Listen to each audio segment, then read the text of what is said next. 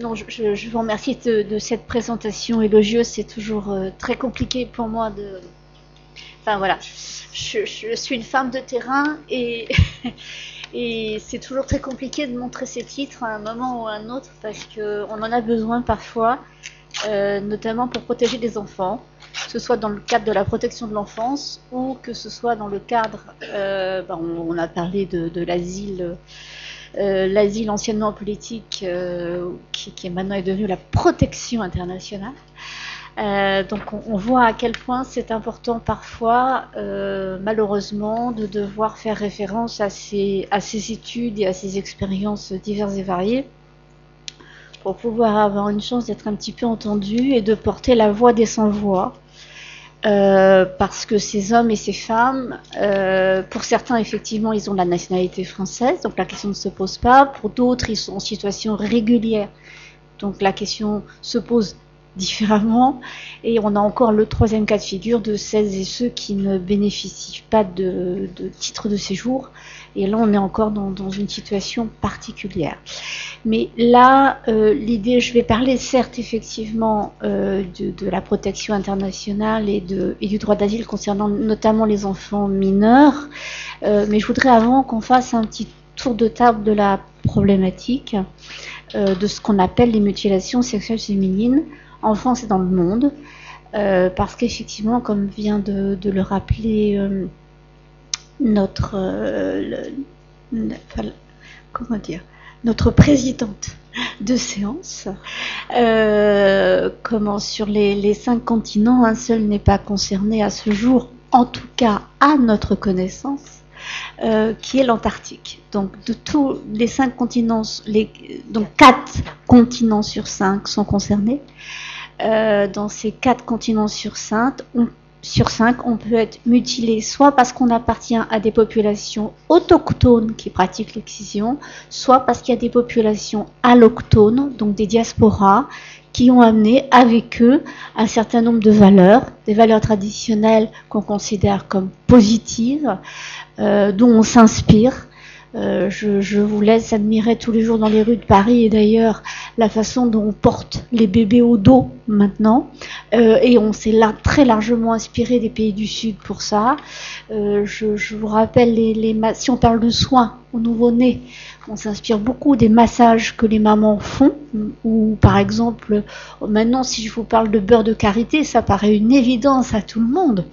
Je peux vous dire qu'il y a encore une vingtaine d'années, tout le monde se demandait ce que c'était que ce truc-là, qui ressemblait à, quand il est purifié, ressemblait à de la graisse à traire, et on se disait mais pourquoi il aurait la même vertu que la graisse à traire qui en fait n'est que du saindoux, voyez-vous.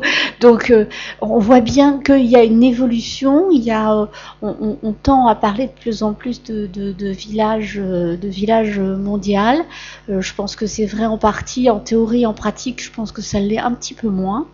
Mais on a quand même des échanges d'un pays à l'autre, d'un continent à l'autre, de région à d'autres, de ville à d'autres, et je crois que c'est important de le mettre en lumière quand on aborde une thématique telle que la nôtre. Alors, de la même manière, je n'ai pas la prétention que tout le monde connaisse le GAMS, même si je ne sais plus si Migration Santé est plus vieux que nous, on a le même âge. Mais en tout cas, nous sommes à un âge avancé pour des associations qui nous occupons de migrants, nous plus particulièrement de femmes migrantes et de santé aussi également, ce qui est quand même encore plutôt rare de nos jours dans l'horizon des associations françaises. On a été créé en 82, mais dans un contexte très particulier puisqu'il y a eu le décès de plusieurs petites filles issues de leur excision sur le territoire national, dont 4 petites filles. À ce moment-là, se sont créées 2 associations, la CAMS, la Commission pour l'abolition des mutilations sexuelles féminines, animée par une avocate qui s'appelle Maître Linda Vécuriel, qui a fait le choix, avec Roitiam, qui est une philosophe sénégalaise, de poursuivre toutes les familles qui pratiquaient l'excision sur le territoire français, partant du principe qu'une enfant, quelle que soit la couleur de sa peau, quelle que soit les circonstances atténuantes qui pouvaient entourer ces pratiques, de toute façon, l'excision était un crime et il fallait juger et condamner ces familles à ce titre-là. Moi, mes collègues, originaires de ces pays où on pratiquait ces mutilations et de ces régions où on pratiquait ces mutilations sexuelles féminines, elles ont dit oui, c'est bien gentil, les mamans et les papas, ils vont prendre les enfants, ils vont les emmener en vacances, ils vont les ramener excisés et on n'aura strictement rien réglé. C'est-à-dire que oui, ils diront chez les Toubabs, chez les Blancs, on condamne l'excision. Mais dans mon pays, puisqu'on l'autorise, ou même si on ne l'autorise pas, de toute façon, on peut négocier avec les autorités, donc c'est pas très très grave. Donc en fait, elles se sont dit, ce qu'il faut, c'est qu'on travaille avec nos collègues dans les pays d'origine qui font de la sensibilisation et de l'information, qu'on travaille nous ici avec les diasporas, de manière à ce que ils aient la même information là-bas au pays et ils aient la même information ici. Et peut-être que comme ça, on arrivera à protéger les enfants. Et puis, au bout d'un certain nombre d'années, peut-être que pour les plus récalcitrants, on devra faire appel à la loi. Mais ce n'est peut-être pas la première mesure à faire. C'est peut-être pas la première réponse à apporter à ces familles qui, en fait, ne font que reproduire des normes, c'est-à-dire qu'ils reproduisent quelque chose qui est normal chez eux et qui est anormal dans la société française. Avec une petite nuance, au XVIIIe et au XIXe siècle, des médecins franco-français, des médecins anglo-britanniques et anglo-américains ont excisé des femmes de peau blanche dans le cadre de la lutte contre l'hystérie, l'homosexualité féminine, etc., etc. Donc il y a quand même eu des cas de mutilation sexuelle féminine pratiquées en France, non pas au nom de tradition, de culture, de ce que vous voulez, simplement parce que des médecins pensaient que ça permettait d'empêcher la masturbation, par exemple compulsive, ou l'onanisme, ou enfin peu importe le terme que vous souhaitez employer. Et j'ai découvert récemment des outils de torture pour les garçons. Ce sont des outils péniens. Vous voyez des étuis péniens qu'on retrouve chez certains peuples de Guinée ou d'Océanie, pardon, excusez-moi, ou d'Amérique centrale, où on enfile un tube, par exemple, de bambou autour du pénis pour cacher ce dernier. Vous imaginez la même chose en fer, avec des pics à l'intérieur, et une ceinture qui se bouclait derrière, n'est-ce pas? Donc c'était pour empêcher la masturbation des garçons. Et ça se pratiquait en Europe, sur des hommes européens, par des hommes européens, qui pensaient que comme ça, ils allaient pouvoir guérir les garçons de la masturbation compulsive et de l'homosexualité, bien sûr, toujours. Donc, vous voyez comme quoi les inventions humaines dans ce domaine sont toujours... on va toujours beaucoup plus loin qu'on ne peut l'imaginer. Donc, notre association a comme vocation à lutter contre toutes les formes de violence faites aux femmes et aux fillettes, notamment celles à caractère traditionnel, sachant que les violences faites aux femmes sont universelles, se pratiquent dans tous les pays du monde, dans toutes les catégories sociales du monde. Elles s'expriment différemment à certains moments donnés de l'histoire, elles s'expriment à certains moments différents de l'espace spatial dans lequel on se trouve. J'ai envie de dire, il y a des violences qui sont universelles, telles que les violences dans le couple. Dans tous les pays du monde, on pratique les violences dans le couple. Et dans certains pays, on pratique en plus d'autres types de violences, mais qu'on ne considère pas comme des violences. C'est-à-dire, c'est toute la particularité des mutilations sexuelles féminines. Pour les personnes qui pratiquent les mutilations sexuelles féminines, c'est une bientraitance. Et pour les personnes qui sont extérieures aux mutilations sexuelles féminines, c'est une maltraitance. Donc on est sur quelque chose d'assez... C'est-à-dire, un autre exemple, le viol conjugal, qui est d'acceptation assez récente dans notre droit français. Jusqu'à présent, on trouvait qu'il y avait le devoir conjugal. On ne parlait pas de viol conjugal. Là, c'est un peu pareil pour l'excision. C'est-à-dire que certains considèrent à considérer ça comme une bientraitance, et d'autres continuent à considérer ça comme une maltraitance. Donc c'est à peu près un parallèle qu'on peut faire qui, je pense, sera plus proche de votre pratique professionnelle quotidienne, peut-être que la question des mutilations sexuelles féminines directement. Donc nous travaillons également autour des thématiques des violences du type mariage précoce, notamment ce qu'on appelle de plus en plus les mariages d'enfants. Actuellement, au niveau des Nations Unies, ils ont fait une grande découverte au niveau de l'OIT, l'Organisation internationale du travail. Ils ont déclaré de mettre les mariages forcés dans l'esclavage moderne. Ne me demandez pas pourquoi. Donc ça veut dire que maintenant, on commence à avoir une vraie prise en compte des mariages précoces par l'UNICEF et le FNUAP, le Fonds des Nations Unies pour les populations, et le PNUD, le Fonds des Nations Unies pour le développement. Mais en plus, maintenant, on s'intéresse aussi aux majeurs grâce à l'OIT, donc l'Organisation internationale du travail, parce qu'on s'intéressait surtout jusqu'à présent à ce qu'on appelle les mariages d'enfants, les mariages précoces, donc avant l'âge de 18 ans. Pour mémoire, en France, jusqu'en 2016, les filles se mariaient à 15 ans et demi et les garçons se mariaient à 18 ans. Et c'était ça le droit civil légal. Nous avions encore le code Napoléon en 2006. Donc ça fait 12 ans en France qu'il n'y a plus de mariage précoce légal de petites filles. Et je peux vous assurer que c'était une bagarre sans nom pour l'obtenir. Donc croyez-moi, dans ce domaine, on n'a pas grand-chose à apprendre à qui que ce soit. Donc je vous ai parlé des pratiques positives. Donc nous, on intervient de plus en plus, disons, depuis 82, nous sommes toujours sur des interventions collectives en direction des différentes populations concernées. Ça va des adultes, en passant par les enfants, voire sur des entretiens individuels. On fait de la sensibilisation au milieu scolaire, au milieu professionnel, de la formation, tout comme Migration Santé qui a moult reprises a fait appel à nos services pour animer différents stages au sein de l'association sur nos différentes thématiques d'échange de compétences. On essaie de proposer des outils, alors de plus en plus numériques, parce que c'est pas parce que c'est à la mode, mais ça coûte moins cher que le papier. Par contre, ce qu'ils oublient, c'est que dans vos services, vous n'avez pas toujours le matériel approprié pour les outils numériques qu'ils nous préparent et qu'ils nous envoient. Donc parfois, il faut avoir recours au bon vieux papier, ça peut être bien utile pour pouvoir, ne serait-ce que les posters, parce que les posters, si vous voulez, vous les distribuez pas, vous les affichez sur un mur et ils peuvent rester des années. Et comme ça permet parfois de pouvoir aborder certaines thématiques complexes avec les femmes et les hommes que vous accompagnez et les enfants parfois ou les adolescentes. Et par ailleurs, effectivement, on travaille au niveau européen, international, machin, tout ça, mais je dois dire que la baisse des ressources financières qu'ont traversé toutes nos associations ces 15 dernières années ont fait que nous avons dû faire des choix et que nous sommes de plus en plus vers du conseil technique et de la formation, donc de la transmission du savoir et de l'expertise plutôt que de l'action de terrain, parce que nos ressources humaines ne le permettent plus et on a même du mal à répondre à la demande.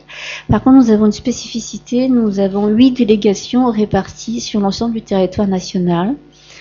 Nous ne souhaitons pas avoir un grand nombre de délégations parce que lorsqu'il y a déjà des associations qui sur place font un travail autour de nos thématiques, nous on cherche simplement à renforcer leur capacité et on ne souhaite pas qu'il y ait un GAMS machin ou un GAMS ce truc.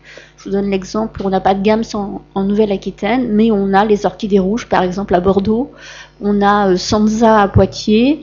Voilà, c'est pour vous dire que on peut s'appuyer sur d'autres associations déjà existantes, renforcer leur capacité et avancer autour de nos thématiques. Ou Aspro à Angoulême, par exemple. Voilà, donc pour vous dire que je pense que le territoire est de plus en plus couvert, à l'exception malheureusement des dom-toms qu'on oublie bien trop souvent et du territoire corse, où nous sommes une des rares associations à être intervenues sur la thématique, donc je suis toujours très très fière de le dire. Alors pour parler concrètement de notre sujet, même si vous n'allez pas voir de photos, vous n'allez pas voir de choses horribles, j'essaie toujours au maximum de préserver le public, parce qu'il y a des gens très divers parmi vous, il y a peut-être des professionnels de santé à l'aise avec certaines images un peu crues et d'autres moins. Mais pour tout vous dire, je me rappelle d'une présentation au ministère de la Santé avenue de Ségur où on a dû quand même appeler les pompiers alors que dans la salle il n'y avait que des médecins. Donc vous voyez, même les personnes les plus, les plus préparées en tout cas en pratique et en théorie sur le sujet, peuvent parfois avoir des difficultés autour de cette thématique. Donc, quand on parle de mutilation sexuelle féminine, donc ça consiste à l'ablation totale ou partielle des organes sexuels externes de la femme. C'est généralement pratiqué sur des fillettes dès la naissance jusqu'à l'adolescence, si ce n'est à l'âge adulte. Alors, la naissance, ça, c'était en France dans les années 80. Enfin, de la naissance jusqu'à la préadolescence, l'adolescence. Dans les pays d'origine, aujourd'hui, on a environ 50% des enfants qui sont excisés avant l'âge de 5 ans. Donc aujourd'hui, dans le monde entier, c'est le chiffre général, je ne fais pas... Sauf qu'en France, grâce au travail fantastique fait par la protection maternelle et infantile, et bien maintenant, on les excise après plus de 6 ans. Et les collègues qui travaillent en centre de planification et d'éducation familiale me disent « Youhou ! Les petites que vous pensiez avoir protégées, eh bien, elles n'ont pas été protégées. » Les collègues qui travaillent en maternité, je vous donne 2 exemples. Saint-Denis, 14% de femmes excisées qui accouchent chaque année. Montreuil, 13% de femmes excisées qui accouchent chaque année. Ce ne sont pas toutes des primo-arrivantes. On est bien d'accord. Donc ça veut dire que on a bien travaillé, on continue à bien travailler, mais on n'a pas encore atteint le degré 0 comme on voudrait parfois le laisser penser. Pourquoi je dis jusqu'à l'âge adulte ? Parce qu'il y a des ethnies. Bon, si vous avez l'occasion de travailler par exemple avec des femmes anglophones, notamment originaires du Nigeria, de Sierra Leone, de francophones de certains endroits de la Côte d'Ivoire, nous avons encore des excisions à l'âge adulte. Voire chez les Dogons, par exemple, au Mali, on peut vous exciser post-mortem. C'est-à-dire qu'on ne peut pas vous enterrer tant que vous n'êtes pas excisé parce que vous attirerez le mauvais œil sur le village. Donc c'est pour vous montrer qu'on excise à tous les âges de la vie et qu'il ne faut pas se focaliser uniquement sur l'enfance, il faut se focaliser aussi sur la préadolescence, l'adolescence et l'âge adulte. Il n'y a pas d'âge limite. Il y a des âges plus dangereux que d'autres, mais ça existe à tout moment. Bien sûr, ça viole les droits humains et fondamentaux. C'est pratiqué essentiellement en Afrique subsaharienne, au Moyen-Orient, en Asie, en Amérique latine, mais au sein de nombreuses communautés immigrées à travers le monde, même si ces communautés immigrées à travers le monde, comme en France par exemple, profitent du fait de cette migration pour protéger leurs enfants, en utilisant ou pas le droit d'asile d'ailleurs pour le coup. Donc ils sont majoritaires à protéger leurs enfants du fait qu'ils sont à l'étranger, et ça sans que qui que ce soit intervienne, ou parce que pour certains c'est un choix d'arrêter de pratiquer cette pratique. Elle est actuellement interdite dans la plupart des pays européens et condamnée par un grand nombre de gouvernements africains. Là, ça y est, ça vient de passer au niveau fédéral, au niveau du Nigeria. Le Nigeria est un pays fédéral. On n'avait que quelques États qui l'interdisaient au Nigeria. Ça y est, ça fait à peu près une dizaine de jours que c'est maintenant à l'échelle nationale. Vous voyez, donc ça évolue très très vite et tout le temps. Interdit dans la plupart des pays européens, donc ça je vous l'ai dit, de nombreuses communautés à travers le monde ont abandonné ou sont en train d'abandonner ces pratiques. Attention, on n'est pas encore à une ou plusieurs générations. J'attire votre attention là-dessus, parce qu'on a une représentation de la vulve de la femme, et c'est le cas notamment des femmes que nous accompagnons, où en plus avec la pornographie on n'est pas aidé, parce que les femmes... les femmes qui sont contraintes à jouer dans des films pornographiques ont été refaites par des médecins esthétiques, et leurs petites lèvres, leur clitoris, leurs grandes lèvres, leur vulve est calculée, vous savez, au millimètre près. Donc elles ont été refaites. Ce sont des vulves refaites, ce ne sont pas des vulves humaines que nous avons telles qu'elles. Et les femmes ont, notamment les femmes qu'on accompagne vers la réparation, ont une représentation de la vulve. Non, la vulve d'une femme, c'est comme un visage. Aucun visage ne se ressemble. Ben, c'est pareil pour la vulve. Il y a des dames qui ont des plus petites lèvres, des dames qui ont des plus grandes lèvres, des dames qui ont des plus gros clitoris, des dames qui ont des tout petits clitoris qu'on ne voit pas du tout. Ça, c'est le mur des vulves, ça a été fait par une artiste Elle a fait la même chose du côté pénien, mais je la montre pas. Pourquoi? Parce que j'aurais voulu... on représente toujours le sexe masculin en érection, on le présente très très rarement au repos. Et je trouve qu'on devrait avoir un mur de pénis au repos pour montrer que, ben voilà, les garçons aussi, il y a des temps d'excitation et il y a des temps de non-excitation aussi. Il n'y en est pas toujours autant d'excitation. 4 types de mutilation sexuelle féminine. Le type 1, ablation du prépuce clitoridien sans celle du gland du clitoris, qui est... ça, c'est les définitions de l'OMS. Alors, pour tout vous dire, elles sont extrêmement théoriques, surtout le type 1, qui est quand même relativement fantasmagorique. Le type 2, qui est donc l'ablation totale ou partielle du gland du clitoris, l'ablation totale ou partielle des petites lèvres, qui représente 80% des femmes mutilées. Donc, dans votre public de femmes qui ont subi des mutilations sexuelles féminines, il y a de fortes probabilités qu'elles soient dans ce type 2. Le type 3, fermeture quasi complète de l'orifice vulvaire, soit par suture, si on est originaire d'Afrique de l'Est, soit par collage, si on est originaire d'Afrique de l'Ouest. Dans les deux cas, on laisse un tout petit trou comme ça pour laisser passer les urines et le sang menstruel. Ça ne change pas grand-chose pour la victime. On va avoir de plus en plus de type 3 avec suture pour 2 raisons. Le Brexit, ce qui font que des femmes somaliennes, soudanaises, érythréennes, et ça commence à arriver, djiboutiennes vont arriver en plus grand nombre sur le territoire national, kenyanes également, et parce que les pays du nord de l'Europe ont aussi rigidifié leur politique d'immigration et d'asile, ces femmes vont arriver de plus en plus grand nombre sur le territoire national. Donc, s'il y a des sages-femmes dans la salle, ou des personnes qui travaillent en protection maternelle et infantile, ou en CPEF, en centre de planification et d'éducation familiale, vous allez rencontrer de plus en plus ce type de mutilation au niveau des femmes que vous allez accompagner. Ça, c'est le type 1. Donc là, j'ai un chirurgien qui est originaire de la communauté d'Aodi Bora, qui est la communauté d'origine indienne, indo-pakistanaise, qui excise. Et un peu comme le sud de la Thaïlande, il voulait nous faire croire que quand le médecin, parce qu'en fait c'est très médicalisé là-bas, le chirurgien qui opérait ne coupait que le prépuce qui entoure le gland du clitoris. Il a prouvé que c'était pas possible. C'est-à-dire qu'on ne peut pas couper que le gland qui entoure le gland du clitoris sans atteindre lui-même le clitoris, même sous anesthésie générale et même avec un super chirurgien. Donc en fait, toujours le gland du clitoris est toujours atteint d'une façon ou d'une autre, même dans le type 1. Ça, c'est une dame qui a subi une excision de type 2. Donc vous voyez, normalement, le méa urinaire est libre de pouvoir... elle peut uriner. Le vagin est suffisamment ouvert pour qu'elle puisse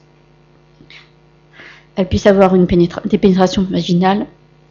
Et de plus en plus, on peut l'opérer par voie basse, sans toucher à la cicatrice. Vous voyez ce pont muqueux qui s'est créé au-dessus du méa urinaire après l'excision.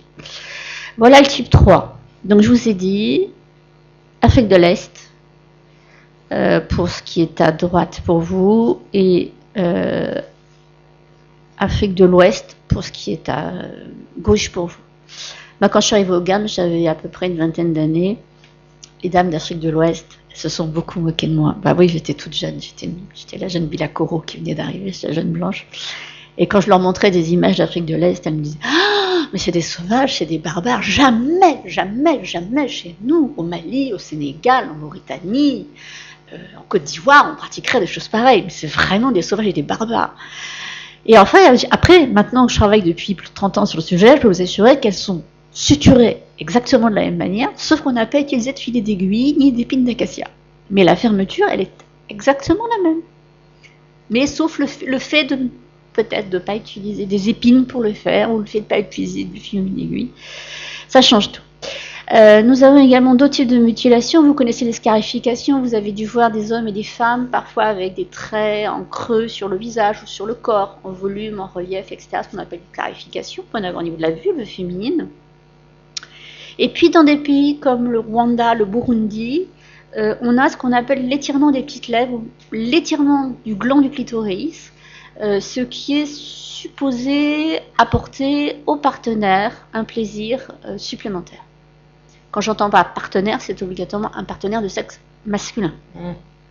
Vous avez compris, on n'imagine que des rapports qui puissent être hétérosexuels. L'homosexualité n'existe pas. C'est bien connu. Les pédocriminels, il y en a qu'en Europe, et les homosexuels, il y en a que ici. Donc la réalisation. Alors, c'est vrai que nos chères exciseuses traditionnelles sont passées... alors, en Afrique de l'Ouest, francophone, ce sont essentiellement des femmes qui le pratiquent. En Afrique anglophone, ça peut être des hommes qui le pratiquent. Ils sont barbiers, coiffeurs, circonciseurs, exciseurs. On utilise de moins en moins les couteaux traditionnels, on utilise de plus en plus les lames de rasoir et on va de plus en plus vers la médicalisation. 50% des petites filles excisées aujourd'hui en Égypte le sont par le corps médical. Ce qui veut dire que des sages-femmes, des puéricultrices, des médecins, des aides-soignantes, des auxiliaires de puériculture, des sages-femmes, pratiquent des excisions. Et pour toute l'Asie, c'est médicalisé. Donc vous allez en Indonésie, en Malaisie, dans le sud de la Thaïlande. L'Indonésie, c'est 70 millions de femmes excisées quand même. D'accord? Elles vont toutes à la PMI apporter leur enfant en disant « Est-ce que vous voulez bien l'exciser, s'il vous plaît ?»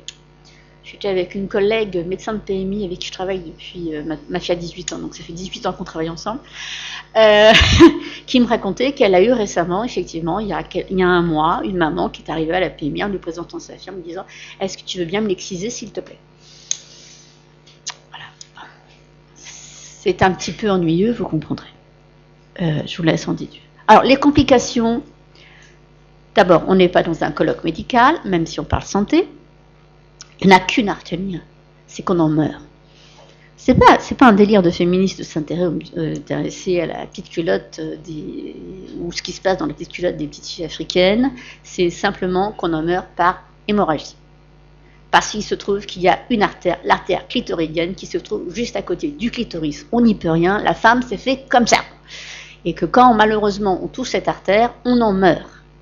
Donc c'est pour ça que la seule complication que vous ayez à retenir, c'est celle-là. Après, il y a 1001 formes de complications et vous pourrez vous renseigner sur les différents sites internet existants qui vous donneront les... Retenez simplement que ça rentre dans l'ordre du psychotrauma. Pourquoi je vous mets le schéma de l'appareil sexuel féminin? Parce que je vous apprends qu'on vous a menti pendant vos cours de SVT. C'est-à-dire que pour les plus seniors d'entre nous, lors des cours de sciences naturelles, on vous a montré des organes génitaux féminins qui n'étaient pas des organes génitaux féminins complets, puisqu'il manquait le clitoris. Et le clitoris, il est là. Voilà. Donc on vous montrait tout. On vous montrait l'utérus, les trompes de Fallope, on vous expliquait qu'on pouvait... qu'on avait un os pubien, enfin qu'on pouvait faire pipi grâce à la vessie. Ah, on vous a tout expliqué en détail. On a juste oublié une chose, le clitoris. Forcément, il sert à rien, il sert qu'à donner du plaisir. Donc, il n'a aucun intérêt. Voyez-vous l'intérêt qu'il pourrait avoir? Ça ne vous empêche pas d'avoir des enfants. Vous pouvez être une femme excisée et mettre au monde 10, 15 enfants. Donc, franchement, à quoi ça sert de parler du clitoris? Hein? Donc, nous avons la chance depuis 2 ans que les éditions Magnard ont bien voulu. Donc, peut-être que nos enfants petits-enfants, arrière-petits-enfants auront la chance d'apprendre qu'elles ont un appareil, qu'elles ont une partie de leur organe sexuel dédié au plaisir. C'est bien aussi pour les garçons, ça leur explique aussi un peu comment sont faites les filles, quoi. Et que nous aussi, on a 10 à 12 cm. Et que nous aussi, on peut se mettre en érection. Et que nous aussi, on peut avoir des éjaculations. Et ben voilà, ça y est, comme ça, c'est fait, c'est réglé. Mais nous n'avons pas eu cette chance-là. Donc maintenant, vous le savez, hein. Donc, et que même si vous êtes excisé, on ne vous a même pas enlevé 1% du clitoris. Même pas 1%. C'est-à-dire que ce qu'on vous a enlevé, c'est une toute petite partie du gland du clitoris. Donc, même une femme excisée, quand une femme excisée vous dit qu'elle a du plaisir, elle a du plaisir. Qu'elle a de la jouissance, oui, c'est vrai. Moi, je me rappelle mes premiers collègues c'est encore autre chose, mais mes premiers collègues qui m'ont appelé d'Europe du Nord pour me dire j'ai des femmes infibulées qui ont plus de jouissance que des femmes excisées, explique-moi. Je leur ai expliqué. En fait, dans les familles riches, ce qu'on fait, c'est qu'on coud la jeune fille, mais on ne coupe rien derrière. Donc elles ont un clitoris intact, des petites lèvres intactes, il y a juste les grandes lèvres qui ont été coupées. Et quand vous ouvrez la cicatrice, vous découvrez derrière une vulve absolument impeccable. Donc ces femmes infibulées, effectivement, elles avaient une jouissance équivalente ou non équivalente, parce que chez les femmes non excisées, il y a des femmes qui n'ont pas de plaisir. C'est-à-dire, il ne suffit pas d'avoir un bouton sur lequel on appuie pour que ça fonctionne. La sexualité féminine, un garçon, c'est pas parce qu'il regarde une image de femme nue qu'il va avoir une érection. C'est pareil chez les filles. Il y a tout un ensemble de choses qui font qu'on puisse avoir du plaisir, et il y a tout un ensemble de choses qui font qu'on ne puisse pas avoir de plaisir. Et c'est pas lié à la présence ou à l'absence du bouton. D'accord ? Par contre, si on a subi un ensemble de psychotraumatismes qui va de l'excision en passant par les agressions sexuelles, le mariage précoce, les viols conjugaux, effectivement, il y a fort peu de probabilité qu'on éprouve du plaisir sexuel. Mais en admettant que la seule violence qu'on ait subie serait l'excision, à minima, comme dirait ma copine Muriel Salmona, ça n'empêche pas le psychotraumatisme. Et le psychotraumatisme, même chez un bébé de moins d'1 an qui aurait subi l'excision, il peut être aussi élevé et aussi fort que chez une femme qui l'a connu à 17 ou 18 ans. Donc en fait, l'acte en lui-même, enfin je veux dire, la gravité de l'acte en lui-même ne détermine pas la façon dont la femme va par le futur définir sa sexualité et vivre sa sexualité. Petit rappel, le capuchon, le gland, les corps caverneux, l'urètre, le vagin, les bulbes, un clitoris en 3D, magnifique. Alors, on oublie le point G, on oublie les femmes vaginales, elles sont toutes clitoridiennes. Pourquoi ? Parce que le clitoris, il entoure le vagin, comme vous le voyez ici. Donc celles qui disent qu'elles sont vaginales, c'est parce qu'en fait, c'est l'excitation du corps du clitoris, et ça c'est les deux corps caverneux, qui exactement comme le pénis masculin se gorge de sang en cas d'excitation, donc ils se dilatent au même titre que les garçons lorsqu'ils rentrent en érection. Voilà les deux piliers. Là, c'est toute la zone innervée. Là, c'est par où on fait pipi, parce que nous, les filles, on est bien faites. On a les choses séparées. Les garçons, ils ont tout en un. Ce qui est quand même relativement dégoûtant, vous comprenez ? Par là, ils font pipi. Par là, ils ont des rapports sexuels. Par là, ils font... Non. D'abord, le vagin est auto-nettoyant. Il n'y a pas besoin d'utiliser du tampon Gex, du citron, enfin je vous en passe, c'est des meilleurs. Parce que les dames africaines, je peux vous assurer qu'elles récurent. C'est hallucinant. Bien, les femmes européennes et américaines se font bien rosir le vagin, donc bon, chacune ses petits plaisirs, n'est-ce pas ? Mais bon, bref, pour en revenir à nos moutons, si je puis m'exprimer ainsi. Donc nous avons ce corps du clitoris qui entoure donc le vagin, cette zone extrêmement nerveuse. Alors, ce qu'on voit en jaune là, c'est la vessie, ce qu'on voit en bleu, c'est l'os pubien. Et les filles comme les garçons, on a un os pubien. Et le sexe masculin est retenu par ce que vous voyez en vert, qui sont des ligaments suspenseurs. Et c'est ces ligaments suspenseurs qui maintiennent le pénis, en fait, attaché au corps humain. Et ce qui maintient le clitoris attaché au corps de la femme, c'est ces ligaments suspenseurs au niveau de l'os pubien. L'exciseuse, quand elle coupe ça. Voilà. Mais il reste une partie importante des ligaments suspenseurs. Le maillet urinaire n'a pas été touché, le vagin n'a pas été touché. Chez certaines femmes, ça peut provoquer des douleurs, mais on ne va pas rentrer dans les détails, on va aller un petit peu plus vite. Donc tout ça pour vous dire que même une femme excisée, comme vous voyez, il reste une longueur très très importante du clitoris, et c'est pour ça que les chirurgiens peuvent aujourd'hui faire une réparation, parce qu'ils récupèrent les les parties intactes du clitoris pour reconstituer un néoclitoris. Donc en fait, quand on vous dit on va mettre un bout de plastique, de silicone, de machin, non, on récupère le vrai clitoris de la dame, qu'on ramène en avant. Donc on ne rajoute pas quelque chose d'extérieur. Vous savez que les dames, pour se faire grossir la poitrine, vont chercher le gras de la partie basse de leur anatomie, par exemple, des choses comme ça, ou pour se remonter les joues. Là, non, on récupère vraiment ce qui nous appartient depuis la naissance, et qui, comme je le répète, est mieux fait que chez le garçon, puisque nous, tout est séparé, n'est-ce pas? L'endroit avec lequel nous avons des rapports sexuels, nous mettons au monde les bébés, toujours propres.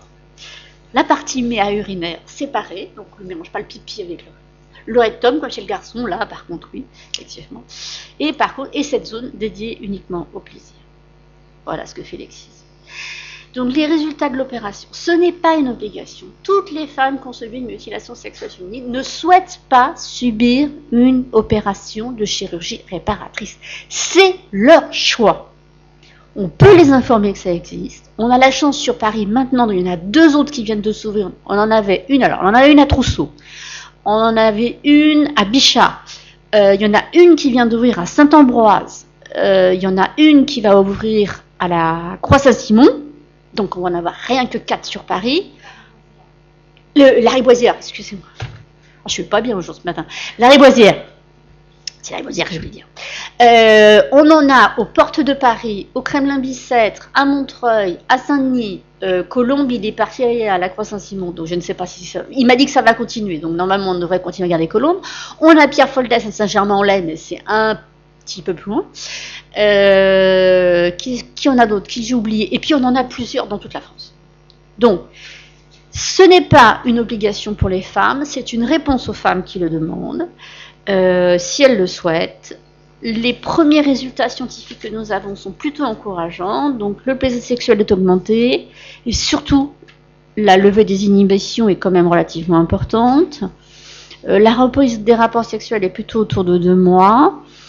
Et il y a une régression très importante de la sécheresse vaginale. Et nous, ce qui nous intéressait avant tout, c'est la régression des dyspareunies d'intromission.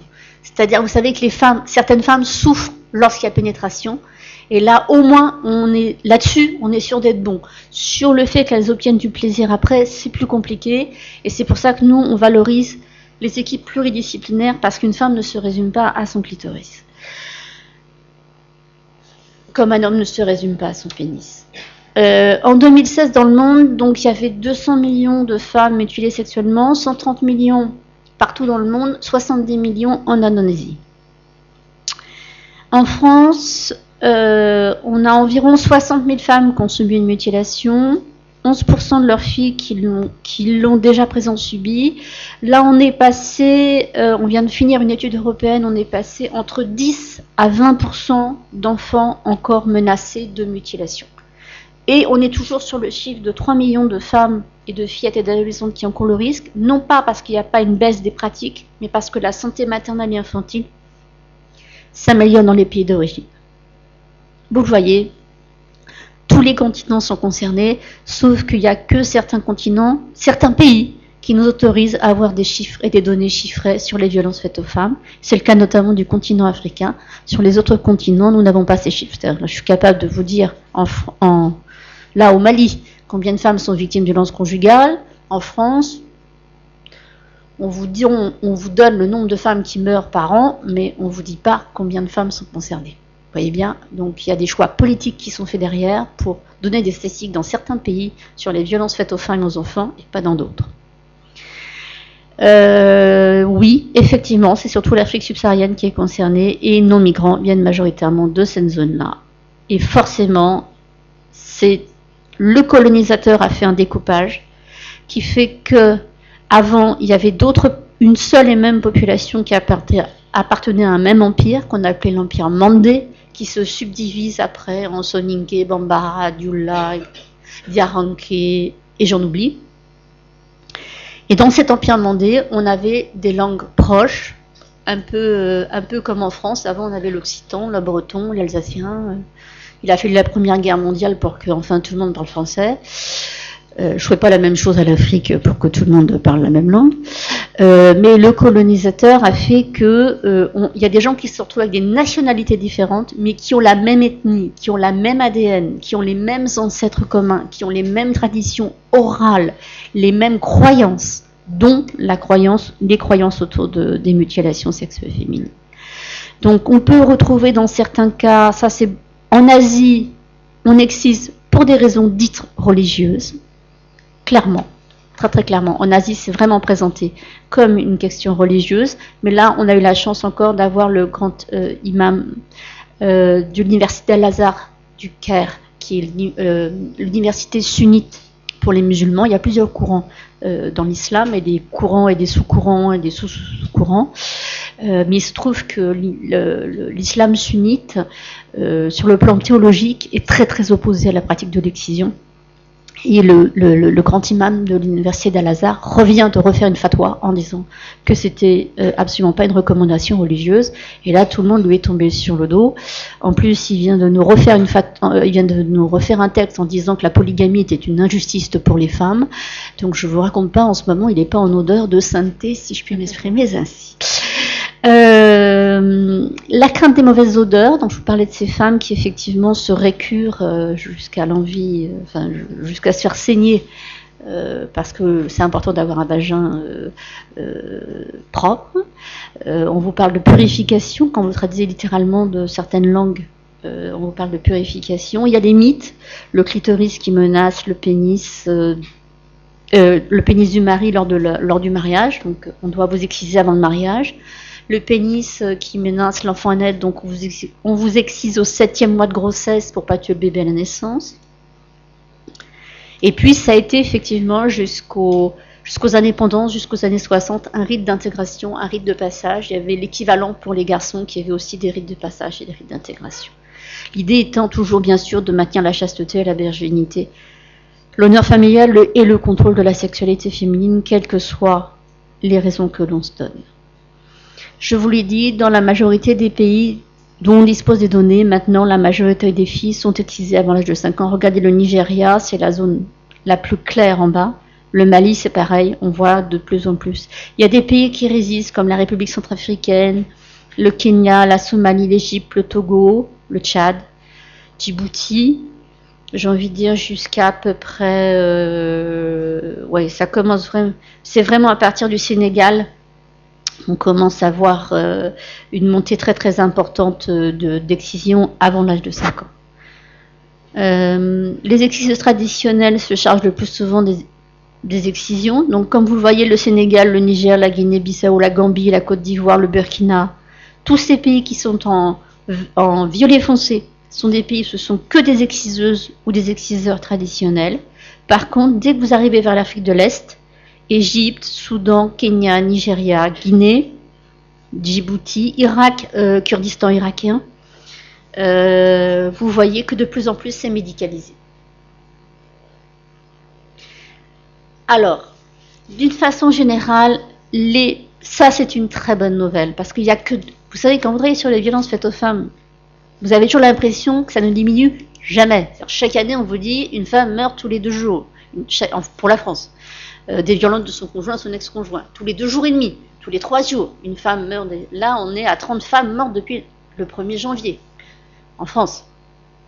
Des violences de leur conjoint ou ex-conjoint, malgré tous les outils juridiques qui nous ont été présentés tout à l'heure. Donc c'est pour vous dire qu'on c'est pas brillant. Mais par contre, d'une manière générale, ça baisse, et ça baisse beaucoup. Regardez le Libéria, on est passé de 72% à 31%. Le Burkina Faso de 89% à 58%, le Kenya de 41% à 11%, et l'Égypte de 97 à 70% au cours de ces 30 dernières années. Donc d'une pratique millénaire qui est arrivée au 6e siècle avant Jésus-Christ, soit 3 siècles avant le judaïsme, 6 siècles avant Jésus-Christ et 12 siècles avant la révélation de Mahomet, nous avons réussi en 30 ans, avec un travail sur le terrain inimaginable, Franchement, en Europe, c'est facile de lutter contre l'excision. Je parle pour les femmes blanches, je ne parle pas pour mes collègues africaines. Mais sur le terrain en Afrique, je peux vous assurer que c'est les conditions de vie, les conditions de travail, les difficultés financières sont rien par rapport à ce qu'on vit. Nous, on n'a pas de coupure d'électricité, on n'a pas de problème de coupure d'essence, je vous en passe des meilleurs, d'animaux sauvages qui vous attaquent sur la route quand vous allez faire vos préventions. Donc que c'est réussi à baisser, c'est très encourageant. La Sierra Leone, le Burkina Faso, le Libéria, qui étaient donc des pays à haute prévalence, ont baissé. Des pays à faible prévalence, eux ont aussi baissé. Regardez l'exemple de la Centrafrique, on est passé de de la Tanzanie, on est passé de 22% à 7%, le Kenya de 49% à 15%. Donc nous avons des résultats extrêmement encourageants. Et attention, ça ne veut pas dire qu'on en a fini, mais ça veut dire qu'on est sur le bon chemin. Là où ça se complique, c'est que nos migrants, à nous, viennent de zones où les chiffres ne bougent pas. Donc nous avons en France l'impression que la situation reste à l'identique, mais pour la simple et bonne raison que ces populations viennent, pour certaines, anciennement de l'Empire mandé, dont je vous ai parlé, donc ce sont des ethnies qui ont des pratiques en commun. C'est le cas du Sénégal, c'est le cas de la Guinée-Bissau, c'est le cas de la Gambie, c'est le cas du Mali. Et pour les pays d'Afrique de l'Est, la Somalie, le Soudan, par exemple, la dot qui sera versée à la jeune fille sera d'autant plus importante si elle est infibulée. Donc il y a des enjeux socio-économiques derrière qui font que la baisse est très faible. En plus, il y a encore des marchés aux esclaves, donc on pense que c'est une façon de protéger les femmes, etc., etc. Là, nous avons un petit souci. Le rythme général de progression n'est pas encore suffisant par rapport à la croissance de la population. Si la tendance actuelle continue, le nombre de filles et de femmes victimes de mutilations sexuelles féminines connaîtra une forte hausse encore au cours des 15 prochaines années. Alors actuellement, vous allez entendre pendant toute l'année, puisque la France va être présidente du G7, des 7 pays les plus riches du monde, qu'ils se sont fixés comme objectif la fin des mutilations sexuelles féminines en 2030. C'est-à-dire qu'à chaque décennie, ils nous rajoutent une année. Hein, vous voyez. Donc, vous voyez, déjà les 15 prochaines années, c'est mort. Donc, il va falloir commencer à y réfléchir sérieusement. Le fait qu'on s'intéresse aux droits des femmes, ça date de 1984. Le fait qu'on s'intéresse aux droits des enfants, ça date de 1990. Et en 2014, on a commencé à s'intéresser aussi aux femmes qui pouvaient rencontrer des violences justifiées au nom de la culture, de la coutume, de la religion, de la tradition ou du prétendu honneur. Donc pour vous dire qu'on est encore à l'âge de pierre concernant la prévention, la protection des femmes et des enfants, que ce soit sur l'excision ou dans les autres domaines. La législation française est extrêmement contraignante. Nous sommes le seul pays au monde à avoir eu autant de procès, et c'est lié au travail de maître Linda Vicuriel. Nous avons une quarantaine de procès en 30 ans. 3 exciseuses ont été jugées et condamnées, la dernière à 8 ans de réclusion criminelle. Mais celle-ci a été arrêtée parce que sa victime, une de ses victimes, à 18 ans et un jour, a été portée plainte au commissariat pour protéger ses petites sœurs. Donc, oui, il y a eu beaucoup de procès grâce aux professionnels de santé, mais le procès qui a été le plus important, qui a été celui d'Awa Gréou en 99, est lié à une survivante qui a porté plainte contre elle. La loi a changé depuis, on a eu quelques modifications. La loi de 2006, application quelle que soit la nationalité des parents et possibilité de porter plainte pour les survivantes après la majorité, 38 ans. Alors quand je dis application quelle que soit la nationalité des parents, c'est-à-dire que la loi française s'applique aussi pour des faits commis à l'étranger. C'est pas valable pour tous les crimes, mais c'est valable pour les mutilations sexuelles féminines. Alors, les familles qui vous disent « je m'en fous, je vais chez moi, je fais ce que je veux », non. C'est pas « je m'en fous, je fais chez moi, je fais ce que je veux », parce que en plus, c'est tout enfant résidant habituellement sur le sol français. Donc si cette petite fille est née sur le territoire français, ou si cette petite fille est arrivée en France relativement jeune et qu'elle y vit, je ne sais pas moi, depuis 5 ans, 6 ans, 7 ans, 8 ans, 10 ans, elle est protégée par l'État français. L'État français ne peut pas la renvoyer dans son pays d'origine s'il y a un risque de mutilation sexuelle féminine. Les préfets, certains préfets n'aiment pas recevoir ce genre d'informations, mais on est obligé de leur rappeler de temps en temps. C'est la loi des fois, bon, il est épais le code pénal, hein, bon, donc de temps en temps, je vais de leur rappeler certains articles du code pénal. Et puis la loi du 5 août 2013, alors ça c'était parce la France a ratifié la convention dite d'Istanbul, qui est la convention du Conseil de l'Europe contre toutes les formes de violences faites aux femmes. Parce que pour une fois, on a compris que les violences faites aux femmes, c'était pas les violences dans le couple, 2, je sais pas moi, le harcèlement sexuel, 3, les mutilations. On a compris qu'enfin, ça faisait partie d'un tout et qu'elle traverse tout le monde, enfin toutes les sociétés et qu'elle traverse toutes les catégories sociales, comme j'ai déjà eu l'occasion de vous le dire. Le cadre général, pour les personnes qui ont la nationalité française ou un titre de séjour, c'est l'obligation de signalement. Voilà, sous peine de poursuite pénale, s'il n'y a pas de signalement qui est fait. Signalement au procureur de la République, information préoccupante à la CRIP, cellule de recueillement des informations préoccupantes. Pour mémoire, la CRIP, cellule de recueillement des informations préoccupantes, on en a une dans chaque département. Celle du département de Paris, celle du département de la Seine-Saint-Denis sont, et j'ai envie de dire quasiment toutes, même les Hauts-de-Seine sont extrêmement réactifs sur le sujet de la thématique des mutilations sexuelles féminines. La brigade de protection des mineurs de Paris a compétence pour l'ensemble de Paris et de la Petite Couronne, donc n'hésitez pas à les saisir parce que c'est la seule brigade de protection en France qui accueille aussi bien les auteurs que les victimes. Les autres brigades de protection des mineurs en France n'accueillent que les auteurs d'infractions. La brigade de protection des mineurs de Paris a cette particularité d'accueillir aussi bien les victimes que les auteurs. Donc ils ont l'habitude, ils savent faire, ils le font bien. Pareil pour les urgences médicales, on y reviendra après sur les urgences médico-judiciaires. Donc ça déjà c'est une première chose. Le signalement au procureur de la République, au parquet des mineurs, c'est en urgence. La petite fille va prendre l'avion, va partir, on n'a pas réussi à dialoguer avec la famille, on a eu une fin de non-recevoir, etc. L'autre option, c'est la CRIP, donc la cellule de recueillement des informations préoccupantes, c'est l'aide sociale à l'enfance. On en a une dans chaque département, sauf le 92 qui vient de la supprimer. Non, il a supprimé la PMI, pardon, il n'a pas supprimé la CRIP. Donc, c'est des choses qui arrivent. Donc vous faites une information préoccupante à la CRIP si vous avez le temps. On a du temps pour faire l'évaluation, ça peut durer 2-3 mois. Vous faites un signalement s'il y a une urgence. N'importe quelle maltraitance, c'est le PROC. D'accord ?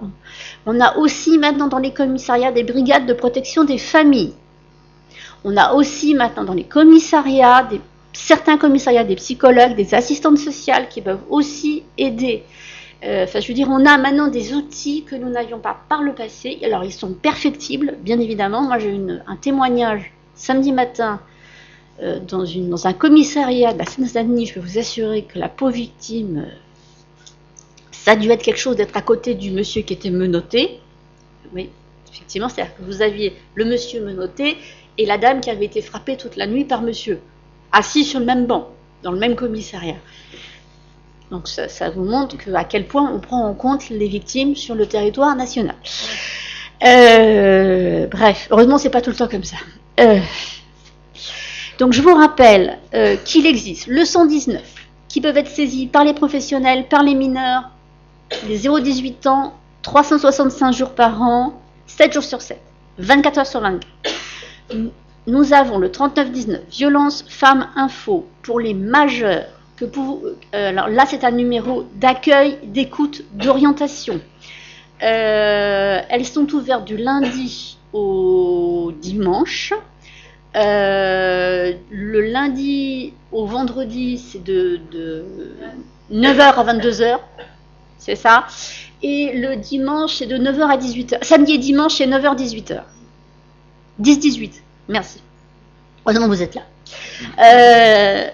Par contre, ce que vous ne connaissez peut-être pas, parce qu'ils n'en ont pas fait une pub extraordinaire, il existe un chat maintenant du ministère de l'Intérieur contre les violences sexistes et sexuelles qui fonctionne 24 heures sur 24 avec des policiers et des gendarmes formés, avec une psychologue, une assistante sociale, un médecin à disposition. C'est-à-dire que l'idée, c'est que quand vous allez au commissariat, vous arrivez déjà, on vous dit que vous allez dans tel bureau, vous rencontrez telle personne. Vous n'êtes plus obligé de passer par le planton à qui vous expliquez votre histoire. Vous n'êtes plus obligé de passer devant le guichet où vous êtes à côté du monsieur ou de la dame qui s'est fait voler son portable et sa voiture. Et vous n'êtes pas obligé de réexpliquer une troisième fois à l'officier de police judiciaire ou au gendarme l'histoire qui vous est arrivée. C'est valable pour toutes les violences faites aux femmes. Violences à caractère sexuel et sexiste, vous le trouverez sur le site du ministère de l'Intérieur. Ou sur le site servicepublic.gouv.fr qui est une merveille. Le numérique, quand ça marche, c'est bien. Bon, je vous ai parlé. Les campagnes papier, je pense, n'existeront plus. Donc, je vous les montre quand même à titre historique. Nous avions, depuis 1993, et notamment grâce à la ville de Paris, des campagnes de prévention des mutilations sexuelles féminines. Quelques procès, je vous en ai parlé, donc on ne va pas insister. Des pays d'Afrique et du Moyen-Orient qui ont des lois, elles ne les appliquent pas obligatoirement. Le contexte du droit d'asile, je vais vous simplifier les choses parce que, bon, nous avons obtenu la jurisprudence qui faisait que les familles obtenaient, papa, maman, les enfants, le droit d'asile politique pour le risque d'excision à partir de 2001. Donc ça fait 17 ans que ça existe. Après, il y a eu des changements jurisprudentiels divers et variés. En tout cas, je voudrais vous dire quelque chose qui, moi, me paraît important. Ce n'est pas vous qui décidez de la protection subsidiaire ou de la protection internationale, anciennement asile politique. Ce sont les services de l'OFPRA, l'Office français pour les réfugiés et les apatrides, ou la CNDA, la Cour nationale du droit d'asile, qui décident du statut qu'il octroie à la personne. Sauf dans un cas précis qui sont une enfant mineure en risque de mutilation sexuelle féminine. Même si les dossiers sont étudiés au cas par cas, normalement, une mineure en risque de mutilation sexuelle féminine obtient la protection internationale, donc dit anciennement asile politique, et les parents vont se faire régulariser en préfecture. Mais lorsqu'il s'agit de violence dans le couple, lorsqu'il s'agit de mariage forcé, lorsqu'il s'agit de crimes liés à l'honneur, etc., ce qui va être décidé en termes de protection subsidiaire ou en termes de protection internationale, c'est pas vous ni la préfecture qui décidez, ce sont les services de l'Office français pour les réfugiés et les apatrides qui vont le décider. D'autre part, je vous informe que le 3 août dernier, pour tous les demandeurs d'asile d'Île-de-France, maintenant il y a un numéro unique qui a été changé. Ce numéro est payant. À partir du moment où vous n'utilisez pas une ligne fixe, il est ouvert que jusqu'à 15 heures. Donc la ligne est très souvent très occupée, mais c'est le seul moyen maintenant d'avoir accès à ce qu'on appelle la plateforme d'accueil des demandeurs d'asile. Je tenais à vous le repréciser. Et malheureusement, nous n'avons pas ces gens qui bénéficient de places en CADA pour avoir un suivi et un accompagnement tel qu'on le souhaiterait.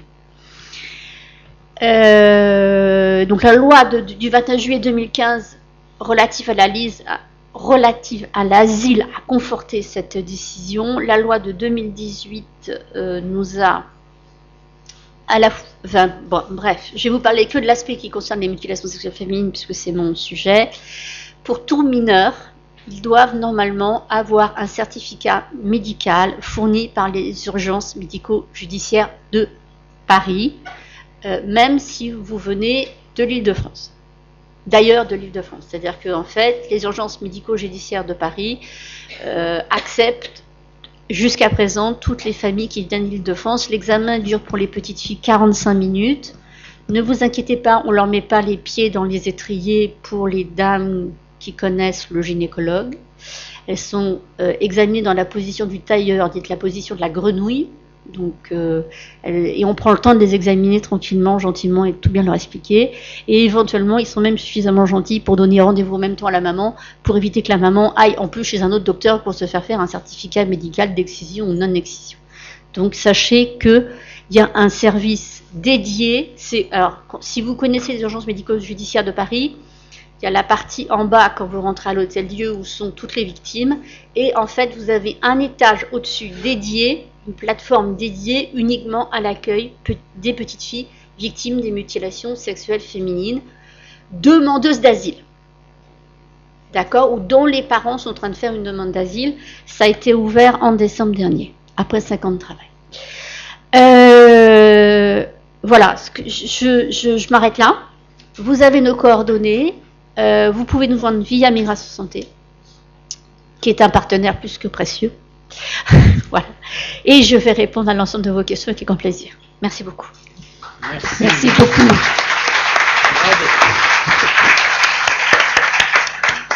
Ouais. Bravo, hein, c'était vraiment magistral. Hein. Mais les questions le seront aussi. Hein. Non, mais j'étais là, hein, avec... Il lui reste 1 minute, d'après... C'est pour cela que j'ai pas... Eh ben, la seule décoration dont je suis fier, et peut-être c'est la seule que j'ai eue, c'était quand il y a eu le jugement à Bobigny. Et moi, en tant que directeur dans le temps de Migration Santé, eh ben, j'ai été témoin et j'ai signé comme quoi c'est une atteinte, etc. Et j'ai cette lettre du président du tribunal de Bobigny qui me remercie pour ma position. Donc voilà, donc je suis un combattant de longue date pour cette cause. Et puis, quelle belle cause, hein, il faut y aller. Et puis après, notre docteur qui est les deux, on peut dire que chaque homme, tout homme est une femme. Hein, on est XY, hein, et que nos petits sexes, il était avant hein, celui des femmes, avant de se fermer et de former ce pénis, etc. Donc finalement, on est tous concernés par cette question, même à l'âge de notre naissance. Ceci étant... Oui, non, moi, est-ce que je peux poser une question? Bien sûr. Ma question, elle est très simple, mais c'est vrai que, bon, je ne suis pas très forte dans ce domaine. Je suis médecin, mais je ne suis pas forte dans ce domaine du tout. Et ma question, elle est, à quoi correspond, sur le plan de la réflexion, sur le plan de l'idéologie, à quoi ça correspond le besoin d'exciser un enfant ou un adulte d'ailleurs, mais à quoi, qu'est-ce que ça représente pour ces pays, pour ces civilisations, qu'est-ce que ça représente? Pourquoi? Ça représente une bientraitance, parce que en fait, une bientraitance. Ah bon? Je le souligne parce que c'est important. C'est-à-dire, moi je suis une maman responsable. Je veux le meilleur pour ma fille, quitte à sacrifier, quitte à subir des sacrifices pour mon enfant.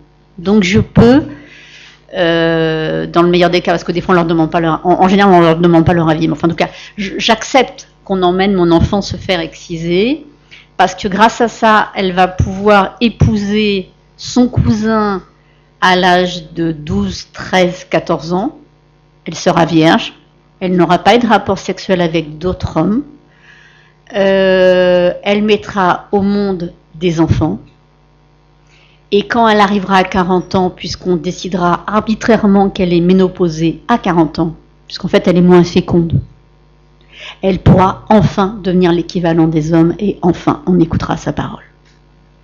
40 ans. Oui. 40 ans, on n'a plus le droit d'avoir des rapports sexuels. Après. D'accord. Ben, ça ne sert à rien. On n'a pas des rapports sexuels pour avoir du plaisir. On a des rapports. Toujours pas de rapport, mais bon. On a des rapports sexuels pour se reproduire. Non, pas le rapport sexuel. Je vois pas le rapport. En quoi je ne vais pas parler de rapport. Je vois pas le rapport. En quoi ça peut être bien. Alors, je vous explique. Quel est le bien qu'on fait? Si je n'excise pas ma fille, elle ne pourra pas se marier à son cousin. Mais ça, alors, c'est pas lié à la sexualité. Ah, pas du tout. Ah bon? C'est un marquage corporel.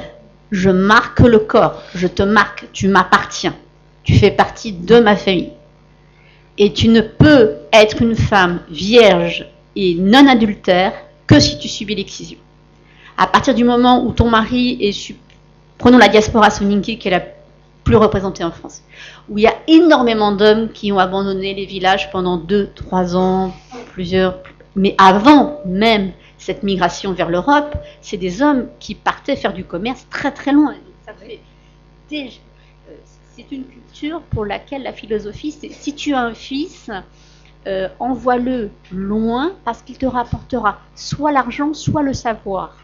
Donc on est déjà dans l'optique où de toute façon l'homme, le garçon, devra prouver sa bravoure, son intelligence, etc., etc., etc. Mais son épouse, enfin, on est toujours dans l'idée que je veux être sûr d'être le père de l'enfant qui vient de naître. Donc pour être sûr de l'enfant qui vient de naître, il faut que la jeune fille soit vierge et il faut qu'elle ne soit pas tentée de commettre l'adultère. A fortiori parce que je suis polygame en plus. Donc en plus, il ne faut pas qu'elle soit trop demandeuse sexuellement. Donc si je l'excise, c'est une représentation. Ça, je ne sais pas ce qui se passe. Enfin, je veux dire, c'est pas la réalité. Mais pour ces sociétés-là, ça a cette signification.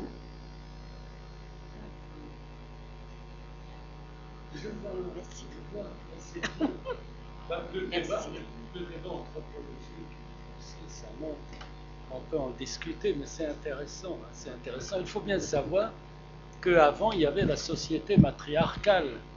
C'était les femmes. Puis après, on est passé à la société patriarcale. Et puis après, on est passé à la société patriarcale, la division du travail. Donc l'homme dominant, eh ben, ça rentre dans cette discussion. On peut en passer. Puis par la suite, ce qui a été dit. J'ai vu un doigt, non? Il y a un micro, il y a présentez-vous, j'ai oublié, mais vous l'avez fait tout à l'heure. Bruno Bringer, je suis assistant social au KSVP. J'ai entendu dire qu'avant, il y avait la société matriarcale. Je suis étonné un peu de ce postulat. Ça ressemble à l'anthropologie de Fraser du 19e siècle, mais je ne crois pas qu'on va discuter ici à présent. C'est peut-être pas la peine. Je voulais vous demander par rapport à qu'est-ce que vous avez comme relais politique en France, au ministère de la Santé et autres, pour que dans d'autres pays soit avancée la législation, parce que j'ai été coopérant au Nigeria, et effectivement, pour les médecins qui pratiquent des interventions chirurgicales avec des femmes qui arrivent dans une petite voiturette baignant dans leur sang, suite à une excision qui s'est faite dans les villages, c'est très compliqué de s'appuyer sur une législation qui n'existe pas, effectivement, et ils doivent toujours négocier entre l'opération cicatrisante et aussi quelquefois même des fausses opérations pour faire semblant d'eux, pour que la famille soit toujours présente auprès de cette femme, qu'il n'y ait pas de coupure culturelle et définitive entre le village et elle, et tout en gardant une apparence de... C'est très compliqué. Donc c'est vrai que s'appuyer sur une législation nationale qui avance, comme vous le dites il y a quelques jours, c'est primordial. C'est même la condition sine qua non pour qu'avance aussi dans les esprits, dans les usages, c'est l'extinction de ces pratiques usuelles barbares qui continuent pour les hommes avec la circoncision, mais pas au point pour les femmes où elles sont effectivement confrontées. Merci. Merci de cette intervention. Je voudrais juste dire qu'il y a aussi des campagnes de sensibilisation. Je vais prendre l'exemple de Naïs, qui était à l'AFA, l'Agence française de développement, il y a encore une semaine. Elle est d'origine kenyane. Elle a sauvé 5000 filles de l'excision à ce jour. 5000 filles. Pourquoi? Parce que elle a... Mais ça s'est fait dans d'autres pays, mais je vous donne son exemple à elle. Elles ont repris le rituel des femmes, les chants, les danses, etc. Tout le rituel qui existait autour de l'excision en enlevant l'excision. Donc elles ont été voir les anciennes, elles leur ont demandé de leur enseigner quelle était cette façon de produire cette sororité, cette cohésion du groupe des femmes, de pouvoir faire face à l'adversité, etc., etc. Et elles en ont extirpé l'excision. Et grâce à ça, elle a pu sauver 5000 petites filles. Vous voyez ce que je veux dire? Il y a une législation au Kenya qui est aussi très efficace et qui marche très bien. Mais ce que je veux dire, c'est qu'il faut dans tous les pays avoir une approche holistique. Je vous donne un autre exemple. Il y a même pas... Là, ça fait 3 jours qu'on était sur cette histoire. On a en Guinée un monsieur de 30 ans qui a épousé une gamine de 12 ans. Bon, voilà. Il se trouve qu'en Guinée, on a une association des jeunes filles qui s'appelle les jeunes filles leaders du cercle de Guinée, le cercle des jeunes filles leaders de Guinée. Et ben, on a réussi à ce que ce mariage se soit défait, c'est-à-dire qu'on a travaillé entre la France et la Guinée, sans même passer par les autorités guinéennes, sans même passer par les autorités françaises. On a réussi à empêcher le mariage forcé de cette petite fille. Vous voyez ce que je veux dire, c'est que tout est possible. À partir du moment où on est dans une approche respectueuse des uns et des autres, on peut avancer ensemble. Voilà. Et ce n'est pas un secret parce que Marlène Schiappa en a parlé à plusieurs reprises. Il va y avoir un plan national d'action contre l'excision qu'elle va lancer au mois de juin prochain, enfin avant l'été. Oui, les autorités françaises sont très très attachées à ce sujet. On essaie, j'espère que ce plan d'action sera tel qu'il a été défini dès le départ, interministériel, parce qu'en fait, il faut bien comprendre que quand on touche à l'excision, on touche au ministère de l'Intérieur, au ministère de la Santé, au secrétaire d'État aux droits des femmes. Je ne sais plus qui j'ai oublié. Le ministère de l'Éducation nationale, avec qui on travaille beaucoup d'ailleurs pour le coup. Les collectivités territoriales sans lesquelles on ne pourrait rien faire. Paris est un très bon exemple d'une collectivité territoriale qui soutient ce genre de projet. Voilà, ce que je veux dire, c'est qu'il faut que tout le monde s'y mette et chacun à son niveau. Mais ça peut être aussi, moi c'est aussi une maman d'élève qui m'appelle en me disant « La meilleure amie de ma copine, de ma fille, elle va partir, qu'est-ce qu'on fait ?» voyez ce que je veux dire, c'est pas simplement parce que je suis professionnelle que je peux ou je dois faire quelque chose, c'est aussi que chacun peut, à son niveau, à sa façon, agir. Et effectivement, comme vous le dites, moi j'ai des jeunes femmes qui découvrent après coup qu'elles n'ont pas été excisées, mais quand elles vous racontent leur excision, vous avez l'impression qu'elles ont été tellement traumatisées qu'elles vous racontent une scène d'abattoir, parce qu'en fait, leur famille leur a mis ça dans la tête pour cacher le fait qu'on avait fait une fausse excision. Il n'y avait pas eu d'excision au final. Donc effectivement, tous les moyens, j'ai envie de dire, sont bons. Tout est à utiliser. Il n'y a pas de mauvais moyens, j'ai envie de dire, quelque part. À partir du moment où on est sur à la fois l'holistique et le respect, je pense qu'on peut y arriver. Il y a un complément. Ah, alors prenez le micro. Ah oui, c'est le chien.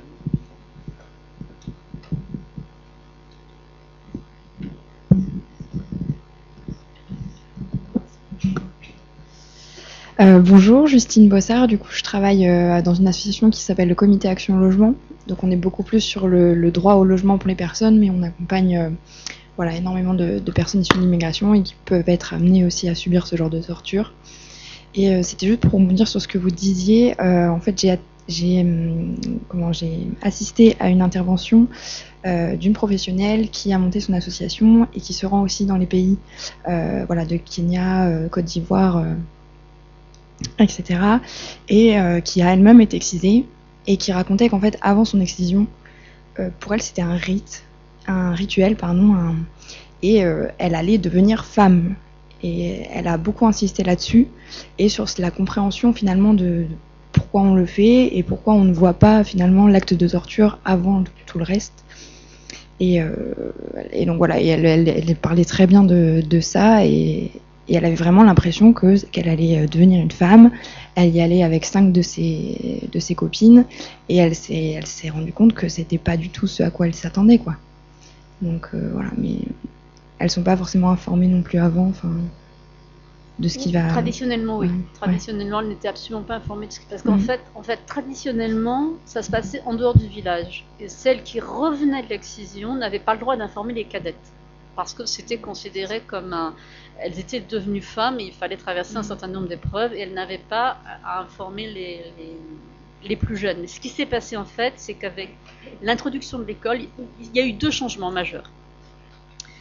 Il y a eu d'une part l'introduction de l'école. Avant, on pratiquait les excisions de façon traditionnelle plutôt à la saison sèche, c'est-à-dire à la période qui va de novembre à mars, parce qu'on s'était rendu compte que quand il n'y avait pas les pluies et la chaleur, il y avait moins d'affection. Donc, les anciens avaient bien compris ça. Mais avec l'école, on ne pouvait pas trop cacher le fait que les filles s'absentaient un certain temps ou ne revenaient pas à l'école. Donc, ils se sont dit, c'est pas grave, on va déplacer ça pendant l'été. Sauf que, comme on a déplacé ça pendant l'été, les filles, on commençait à parler entre elles. Parce qu'elles allaient à l'école. Parce qu'à l'école, elles sont devenues plus critiques, et comme elles sont devenues plus critiques, et puis à l'école, il y avait des enseignants qui leur apprenaient l'appareil génital féminin, qui leur parlaient de l'excision, etc., etc. Donc les filles ont commencé à se rebeller. Donc elles partaient en brousse. Enfin, il faut imaginer, moi j'en ai certaines qui m'ont raconté, il faut imaginer, parce que quand on est en brousse, il n'y a pas de lumière. Nous, on vit en ville, on s'en rend plus compte, on oublie qu'on est éclairé par les étoiles et par la lune. Et là, vous pouvez être un soir où il n'y a pas de lune, donc où la lune est cachée, vous avez 3 étoiles qui vous éclairent, et vous partez en brousse où il y a des animaux sauvages. Elles étaient prêtes à ça pour éviter l'excision. J'en ai une qui me racontait l'autre jour, elle se levait à 4h du matin, c'est Nice qui racontait ça. Elle se levait à 4h du matin, tous les jours avec sa grande sœur, pour éviter d'être excisée. Et elle grimpait dans un arbre. Elles ont fait ça à chaque période d'excision, hop, elles grimpaient dans leur arbre. Et elles se levaient à 4h du matin. Vous voyez ce que je veux dire? Donc, les anciens se sont rendus compte qu'elles se rebellaient. Puis en plus, on commençait à comprendre qu'elles souffraient, tatati, tatata. Donc on s'est dit, c'est pas grave, on va. Et puis les gens commencent à se poser des questions, la loi commence à arriver, la police, la gendarmerie. Il y avait, je vous donne l'exemple, en 1975 au Burkina Faso, on commençait à avoir à la radio, dans la radio rurale, dans les langues nationales, on commençait à avoir des campagnes de prévention de l'excision. Ils se sont dit, peut-être falloir qu'on change de tactique. Donc ils se sont dit, on va individualiser la pratique, on va plus faire des grandes fêtes, des grands machins, parce que ça se repère. Donc on va individualiser, on va plus aller en dehors du village, on va faire ça à l'intérieur du village, on va faire ça fille après fille. Enfin, vous voyez ce que je veux dire? Tout ça a changé. Et puis tout d'un coup, on s'est dit, oui, mais en fait, elles ont tellement mal. Ah, si on le faisait quand elles étaient bébés, ça serait tellement mieux, parce que comme ça, elles s'en rappelleraient plus, et puis nous, on serait tranquille. Comme en Europe, jusqu'à il y a 20-30 ans, on opérait les bébés à cœur ouvert, parce que c'est bien connu, les bébés ne souffrent pas. C'est connu.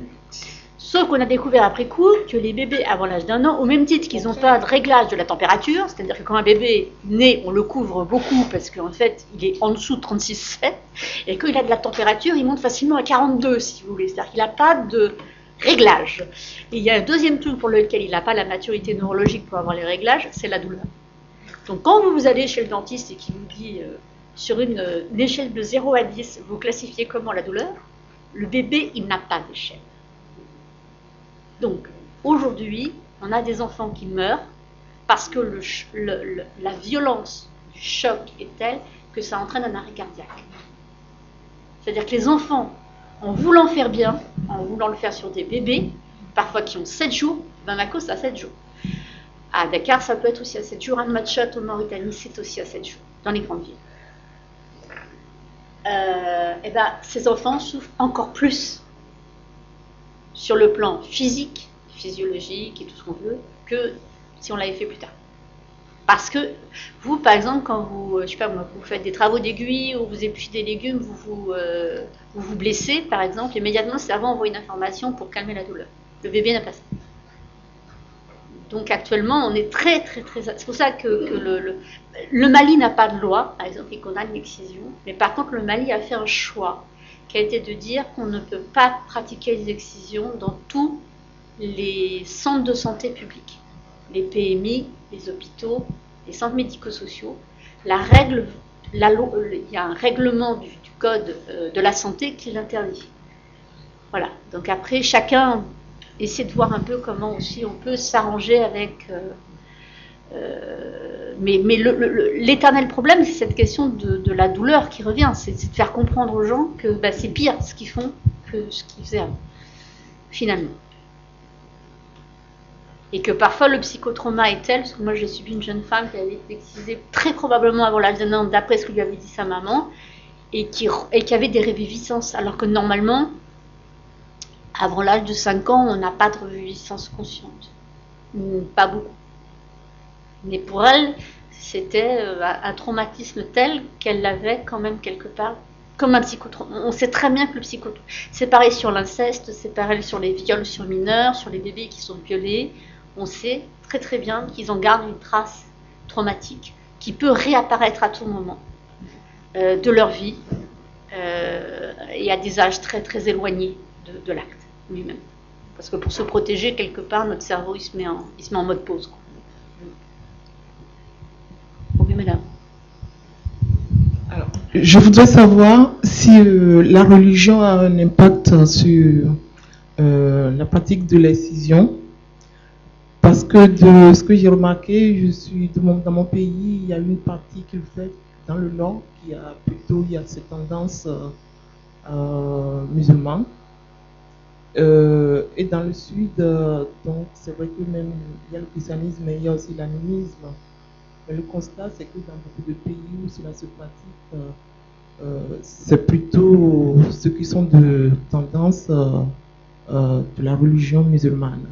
Et je voudrais savoir si vraiment ça a un impact. Parce que des fois on dit c'est coutumier, des fois on dit c'est religieux.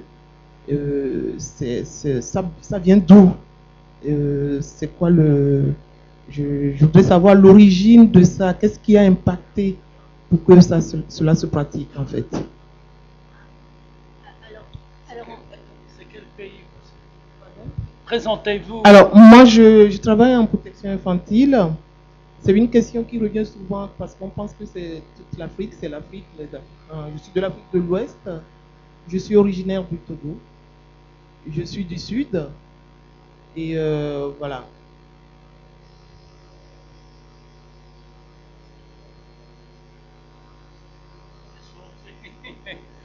Mais c'est ce que j'ai voulu dire tout à l'heure, et mon collègue, c'est pas le moment. C'est que les rites, la jeune, il a bien dit, les rites, les croyances, ils ont des origines, donc c'est tout un débat. Hein. Merci à Iliade, il en a bien, Freud, il en a dit des choses sur le côté psychanalytique. Mais on organisera un jour un débat sur ces questions-là. Et là, c'est le constat actuel, qu'est-ce qu'il faut. Par exemple, pendant les croisades ici en Europe, eh ben, qu'est-ce qu'on fait quand on parlait faire la guerre? Eh ben, on fermait les femmes. Vous voyez, c'est là ce que je veux dire, c'est à un moment donné, l'homme a pris la domination. Donc c'est l'éducation, la paix et l'enseignement. Quand on arrive à voir dans ces pays-là, eh ben, il y aura la paix, il y aura l'éducation, comme on est passé, quand il y a un niveau de vie qui sera augmenté, etc. Donc on peut dépasser, mais là on fait que c'est palliatif. Là on répond sur le coup. La circoncision, oui. Pour les hommes, on va dire que c'est religieux. Ah bah oui, alors c'est dans la société pharaonique, avant les religions, c'était pour circonscrire que les Égyptiens du pharaon, on doit leur couper un petit peu. Donc c'est tout un débat qu'on peut en prendre un jour pour l'approfondir sur le plan anthropologique. Mais là, on voit un petit peu la situation actuelle, qu'est-ce qu'il en faut pour en sortir. Oui, mais Mohamed, si je peux juste reprendre la question. La question, c'était quand même de savoir si c'était lié à la religion. Ben, bien sûr. Pourquoi bien sûr? Après. Oui, moi, mais est-ce qu'on peut demander après. Bon, moi, je dis qu'il faut prendre le temps pour discuter des choses intéressantes. Vous avez dit un mot très important qui est le mot animisme. Voilà. C'est-à-dire que animisme, oui, l'animisme, le fait d'être même pas polythéiste. Hein, il y a des sociétés animistes qui n'ont même pas de Dieu, ou plusieurs dieux auxquels ils croient. Ils peuvent croire dans d'autres systèmes. C'est d'autres systèmes de pensée. Vous avez dit ce mot très important. Pourquoi? Parce que on retrouve des chrétiens pratiquent les mutilations sexuelles féminines. Les juifs falachas pratiquent les mutilations sexuelles féminines. Certains musulmans pratiquent les mutilations sexuelles féminines. Certains musulmans ne pratiquent pas les mutilations sexuelles féminines. Qu'est-ce qu'on a d'autre? J'en ai oublié une. J'ai fait le christianisme et le catholicisme. Non. Le bouddhisme, on ne sait pas encore. L'hindouisme, on ne sait pas non plus. L'Inde, on sait, mais c'est une... Alors, voilà. Je le répète. En Asie, c'est lié à une certaine lecture de l'islam. Mais ça a été introduit en Indonésie au XVe siècle. Donc ça veut dire qu'à la différence, si on prend par exemple les pays d'Afrique subsaharienne ou la Colombie ou le Pérou, où on sait que ce sont des pratiques qui ont pu être strictement animistes, où je prends la Tchétchénie, où je prends... ah non, ça peut être encore discutable. Mais la Colombie, le Pérou, ça c'est sûr, on est sur des pratiques animistes au départ. Ensuite, ces populations ont pu être christianisés, ont pu être islamisés.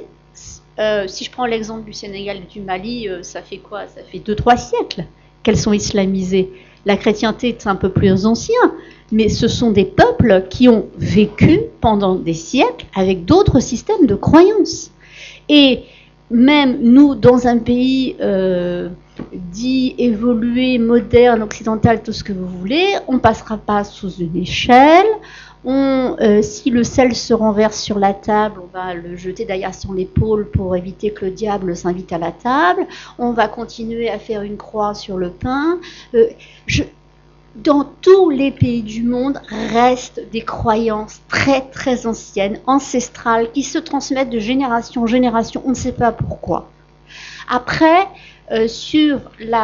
pourquoi ça a commencé un jour, on a différentes explications, on a différentes hypothèses. La seule chose dont on est sûr, c'est que comme pour la circoncision masculine, ça existait avant le judaïsme, avant la chrétienté et avant l'islam.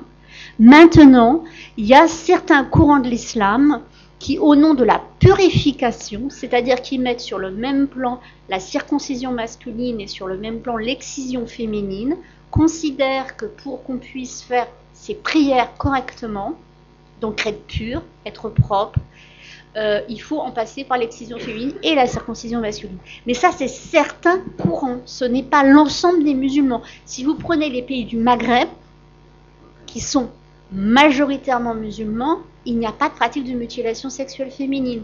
Un pays comme le Togo va probablement, soit lui, soit le Bénin, être le premier pays au monde où il n'y aura plus de mutilation sexuelle féminine.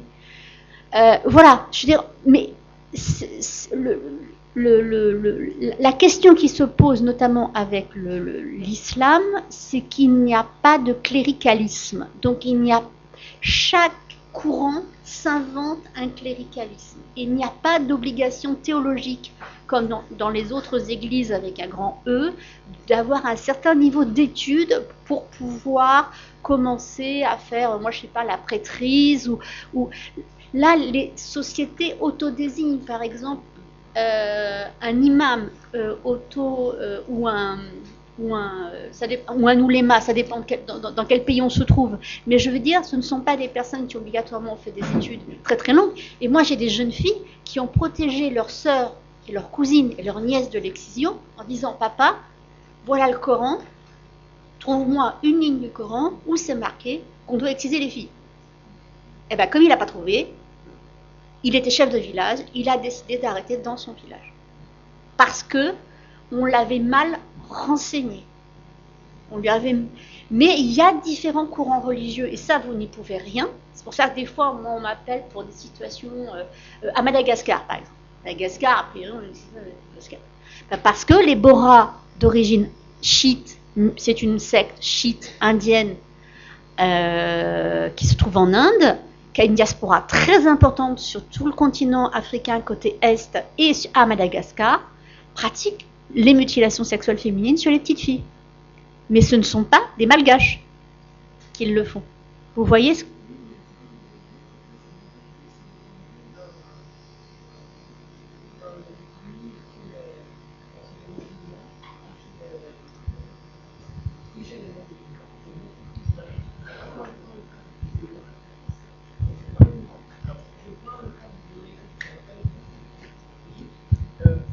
C'est pareil aussi, ça se pratique. Non, je peux vous trouver des pays. Ou alors chez les animistes, mais pas les animistes du Sud. Vous voyez ce que je dis? Oui, parce qu'en Afrique, si je prends le cas de mon pays, je peux dire que tout le monde est animiste avant de devenir chrétien ou musulman. Donc c'est comme ça, c'est connu. Si c'est question de culture, de tradition, je pense que le Sud le fera aussi. Pas du tout. Pas du tout. Il y a des sociétés animistes, au même titre que les sociétés, par exemple, on va prendre les catholiques et les musulmans n'ont pas les mêmes pratiques religieuses. Il y a des sociétés animistes qui ont des pratiques tout à fait différentes. Il y a des pays, par exemple, au Burkina Faso, par exemple, chez les garçons, on avait le taillage des dents en pointe. Il y avait ça que chez eux. Vous avez d'autres pratiques animistes où les femmes portaient des labrets. qu'on retrouve encore en Éthiopie. Vous avez encore des zones aussi au Kenya où les femmes portaient des anneaux en bois, comme on a encore. Pourquoi on a ça? Pourquoi? La question, par exemple, des femmes qu'on appelle les femmes girafes, qu'on retrouve dans une partie du continent africain, on le retrouve aussi en Birmanie.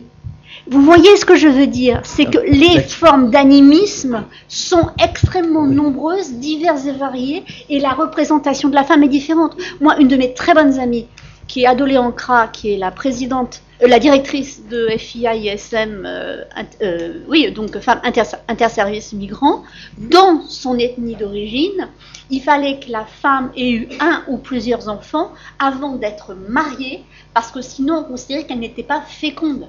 Vous avez X sociétés animistes où ça ne se passe pas comme ça. C'est-à-dire c'est la pluralité des croyances en fonction. Moi, je vais vous dire, pour moi, j'ai l'habitude de dire que, quand j'ai commencé à travailler au GAMS, on me disait toujours, regarde s'il n'y a pas des gris-gris cachés dans les cheveux, regarde s'il n'y a pas un bracelet attaché quelque part, ou regarde s'il y a... Parce que, en fait, effectivement, c'est d'adoption trop récente, ces religions dites révélées ou dites monothéistes, pour avoir modifié à ce point les rites animistes. Mais chaque société a des rites animistes très très différents. Et par exemple, quand on veut me simplifier le vaudou en me disant qu'il y a une forme de vaudou, je défie qui que ce soit de me le prouver. Il y a le docteur Tessier, anthropologue, qui peut nous... Oui, non, juste apporter, pas illuminer, non, mais donner peut-être un petit éclairage.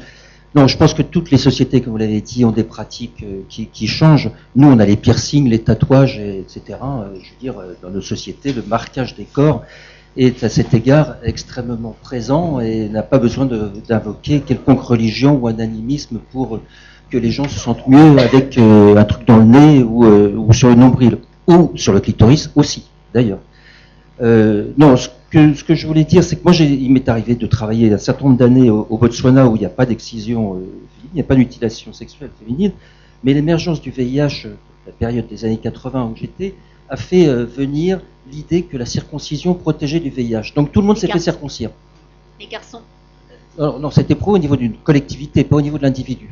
Attention, ça ne vous protège pas si vous êtes circoncis. Non, non. Vous protégez une collectivité, vous diminuez l'ensemble sur la collectivité, mais en tant qu'individu, si vous êtes circoncis, vous attrapez le VIH au même titre que... Voilà, donc, mais tout le monde, du coup, la circoncision est devenue une pratique de la population botswanaise du nord, de la région où j'étais, qui n'avait absolument aucun substrat, ni religieux, ni animiste, ni rien, simplement parce que l'idée épidémiologique avait émergé. Donc, moi, je crois qu'en tant que travailleur de première ligne, ce qui compte, tout ça, c'est de l'archéo-anthropologie, et finalement, ça n'a que vocation, finalement, qu'à pointer du doigt telle ou telle structure de façon un peu péjorative et qui me paraît pas très constructive, pas véritablement constructive. Ce qui paraît constructif en tant que travailleur de première ligne, c'est ce sur quoi vous avez insisté, c'est en quoi ces pratiques construisent l'identité de la petite fille et de la femme. Parce que moi, ce qui me frappe, c'est que Sénégal, Mali, on reste avec des taux aussi forts, alors que les efforts législatifs, les efforts informatifs, etc. Mais pourquoi ça reste aussi fort? Est-ce qu'il n'y a pas non plus une certaine attitude de rébellion à l'égard d'une normativité internationale qui serait vécue comme du néocolonialisme? Est-ce qu'il n'y a pas, je veux dire, par rapport à des pays où on voit un fléchissement, comme vous avez souligné, au Kenya, pourquoi est-ce que dans ces pays-là, ça ne bouge pas? Est-ce qu'on n'a pas des questions à se poser aussi sur le mode de réflexion, qui est peut-être un peu trop normatif, un peu trop cadrant? En quoi est-ce que avoir un clitoris excisé relève de la construction identitaire qui permet de justement résister à un certain nombre de pressions extérieures? Je pense que ça, c'est très important quand on est travailleur de première ligne. Quand on est travailleur de première ligne, on est face à ces femmes ou à ces mamans et leur dire de quoi voulez-vous que l'avenir soit fait pour votre enfant? À quelle identité est-ce que vous voulez l'inscrire? Vous êtes ici en France, bon, elle va à l'école, finalement. Moi, je le vois, les primo-arrivantes, c'est celles qui sont qui vaccinent le plus leurs enfants, qui sont les plus consommatrices, qui sont les plus demandeuses même, parce qu'elles savent très bien. La première fois que je suis allé au Sénégal, c'était au millénaire dernier. le proverbe qui était, c'est ne compte tes enfants qu'après la rougeole. Tu ne sais combien d'enfants tu n'as qu'une fois que l'épidémie de rougeole est passée. Alors je vous assure que les primo-arrivantes ici, elles se précipitent à la PMI, et elles vont pas faire jouer avant le vaccin, il y a des aluminiums, il y a que dalle, je me vaccine et je vaccine mes enfants. Parce que vraiment, voilà, ne compte tes enfants. Donc du coup, quelle identité est-ce que je veux pour ma fille, puisque je la mets à l'école, je la mets à la PMI? Est-ce que vraiment je veux la faire se marier avec son cousin? Est-ce que c'est vraiment ça, ce que je veux comme identité? Et ça, c'est beaucoup plus constructif. Je pense que c'est ça votre message, et qui me paraît aller beaucoup plus dans le sens de la construction anthropologique de nouvelles identités dont les mutilations sexuelles sont absentes. Mais comme vous le soulignez, des mutilations, il y en a partout. Moi, j'étais en Ouganda dans les années 80, les Karamojong, ils se faisaient délabrés ici, en arrachant les 2 incisives, et la pire enfant, c'était celui qui vous crachait dessus par le trou. Là, il était sûr de vous tuer. C'était, comme, en plus, ils se scarifiaient.